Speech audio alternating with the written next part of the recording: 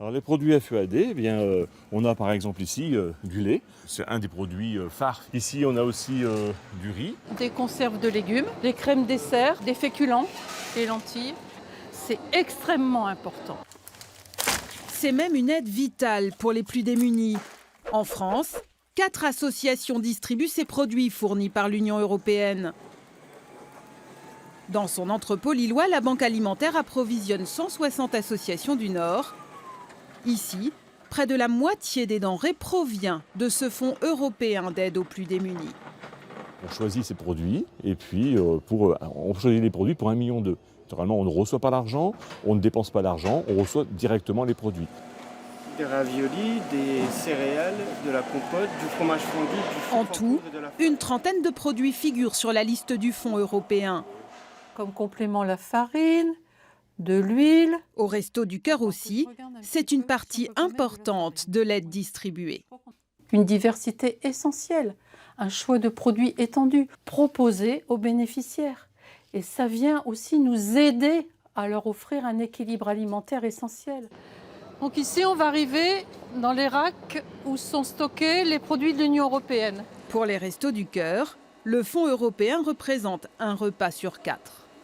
Si un jour, on n'avait plus accès à l'approvisionnement en produits de l'Union européenne, il faudrait dire à un bénéficiaire, à chaque bénéficiaire, qu'une semaine sur 4, il n'aurait pas droit à l'aide alimentaire.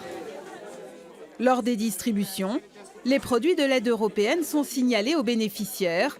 Ici à Comines, une soixantaine de familles.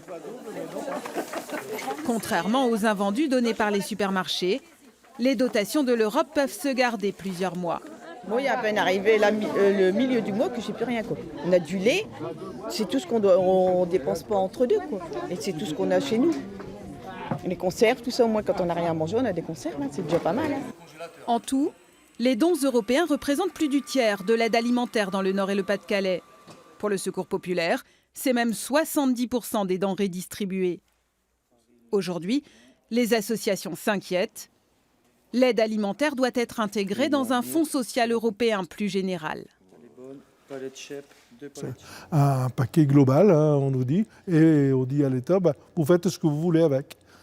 Et il n'y aura plus d'obligation alimentaire. On craint une réduction de budget forte pour la pauvreté, pour aider la pauvreté. Avec ce nouveau plan, la Commission européenne a déjà prévu de réduire le budget alimentaire de 4 à 2 milliards d'euros. Est-ce qu'il y aura autant d'aide pour l'aide alimentaire que pour créer des centres sociaux, pour créer des choses, etc. et tout, pour aider à différents plans?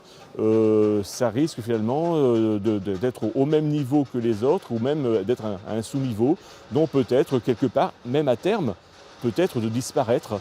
Aujourd'hui en France, 5,5 millions de personnes comptent sur la pérennité de l'aide alimentaire européenne.